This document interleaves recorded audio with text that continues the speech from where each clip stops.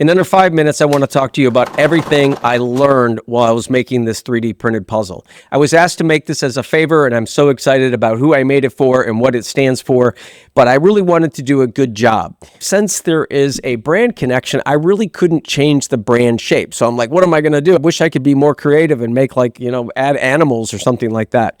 So what I decided to do was just take the brand and then divide it up and get the colors as correct as possible using the filament that I currently had in stock. I knew I had to potentially attach small pieces by using a little slot. I was like, this thing's kind of small. Like, is that going to be significant enough? So I just thought I should go bigger. So what I decided to do was, and this is in another video, I decided to get a little bit crazy with my laser cutter, and I made a very large one. So I'll be anxious to see whether or not he thinks that one's too small or this one's too big, or he wants something in between. Regardless, the project's over. I have a playlist for laser cutting, and I have a playlist for 3D printing. So as far as the actual letters that go in and out, you're going to want to offset those. Since this is a logo, I started out in Illustrator. You can use Inkscape, but you can also import that SVG inside of Fusion. So you're going to want to make your base shape, right, first, and then you're going to want to take the letters, and in a different part over to the side in Fusion, you're going to want to offset those. I found that to be easier to do it in Illustrator, but in the Sketch utility inside of Fusion, there's also an offset. I used 0.2 millimeters as an offset, and everything worked out well with it moving inside and out.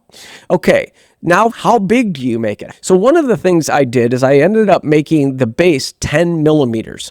I maxed out my printer size and I went 9.5 inches. I could have gone diagonal to go a little bit bigger, but I wanted to get this project done and just flip it around. I did end up putting this perimeter over here, but I would have rather just made the whole thing bigger.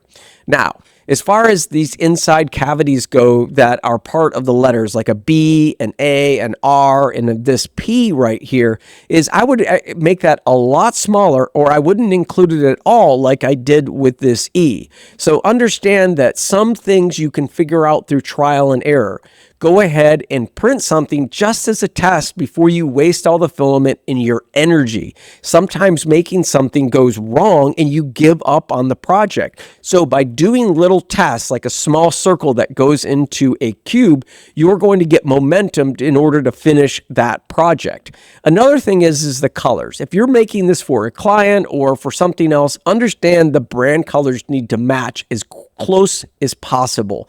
I tried to get it right. So if you're ever wondering about keeping filament, if filament was inexpensive, or you found a deal on it and you're keeping it safe, go ahead and choose the right colors correctly, or just send that to someone and say, okay, yeah, this is the color that it's going to end up being.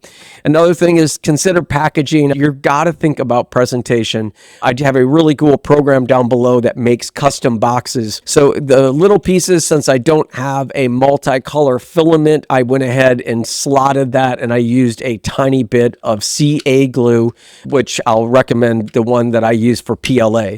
The filament that I used was called PLA Plus. I particularly love this one, and it's really strong. And the other thing that I need to mention to you is one tip that's important. If you're making something for kids and you have tiny little parts, understand that if you do a draft print, the connection point of this little tab, which pulls the letters out, in and out, isn't going to be as strong if you don't do a infill, like a 30% infill, and do a infill pattern that is high structured. So go big or go home with your final print and make sure that it's safe. I wish this was bigger. That's why I did my behemoth big old laser file. It'll be interesting to see whether or not he thinks this is too small or that's too big.